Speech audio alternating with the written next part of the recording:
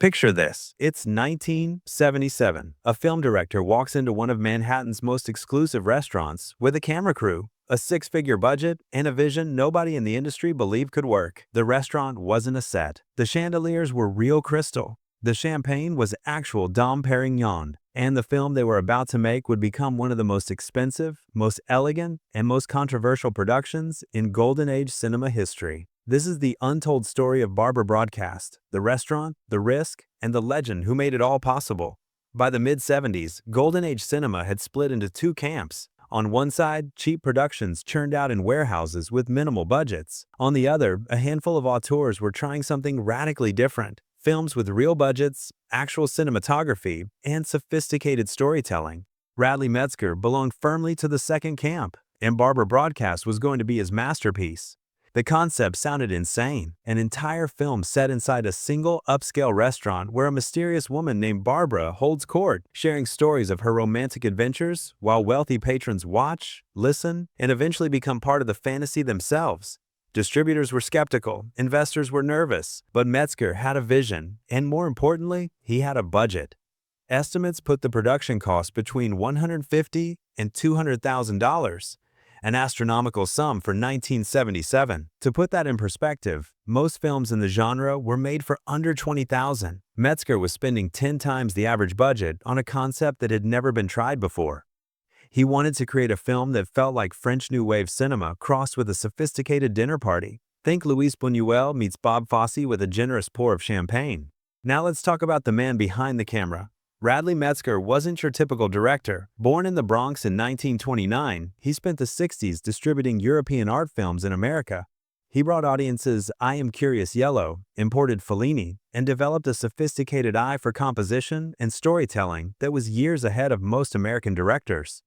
When Metzger started directing his own films in the late 60s, working under the pseudonym Henry Paris, he created works that looked and felt like nothing else being made in America. The Licorice Quartet, Camille, 2000, Score. Each film was meticulously crafted, shot on 35mm with real cinematography and genuine attention to performance. But Barbara Broadcast was different. This was his chance to go all in. Metzger's approach was almost obsessive. He insisted on proper lighting packages, the kind you'd see on a Hollywood set. He worked with experienced cinematographers who understood how to use shadow and color to create mood.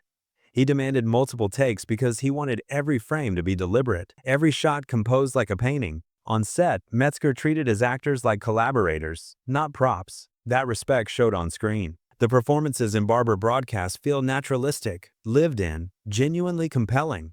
But even with Metzger's vision and resources, the film needed a star. Not just someone who looked good on camera, but an actress who could carry an entire film on her presence alone.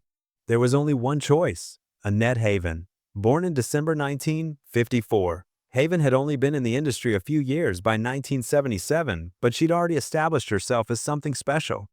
She was an actress in the truest sense, someone who brought depth and nuance to every role. Haven had classical beauty, yes, but more importantly, she had intelligence and poise. When she spoke on screen, you believed her. In Barbara Broadcast, Haven plays a woman of mystery and control, someone who orchestrates the action around her with subtle gestures and knowing smiles. The film's structure demands that we believe Barbara is a real person, with history, relationships, and vulnerabilities hidden beneath her confident exterior.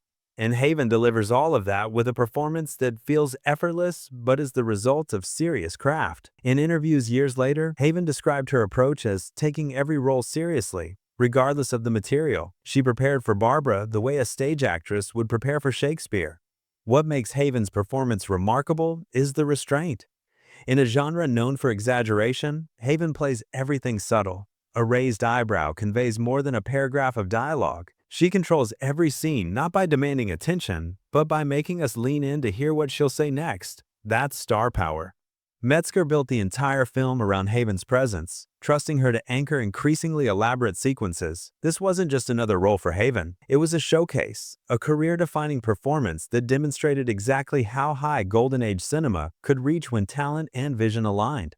Now let's talk about the setting, because in Barbara Broadcast, the location is practically a character. Metzger made the bold decision to film inside an actual upscale Manhattan restaurant, and that choice elevated everything. This wasn't a hastily dressed set.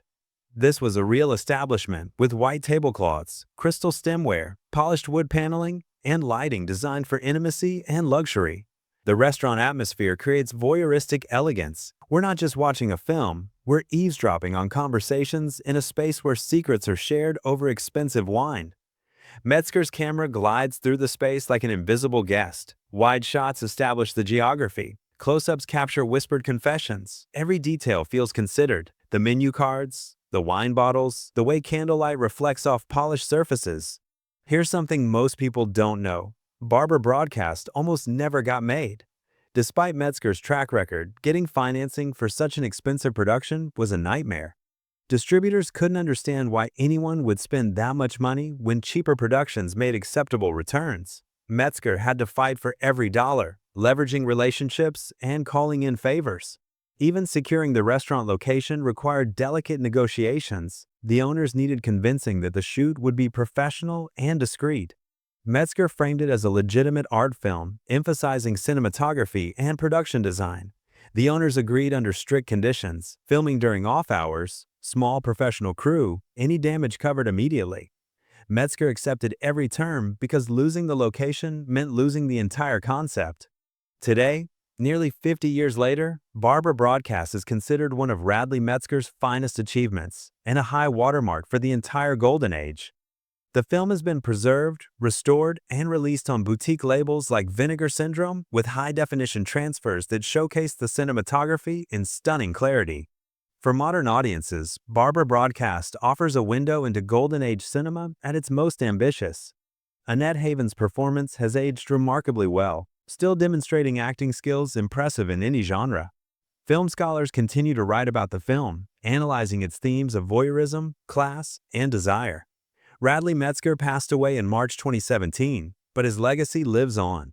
He proved that genre didn't have to mean artless, that mature themes could coexist with sophisticated storytelling, and that with vision and persistence, any material could be elevated.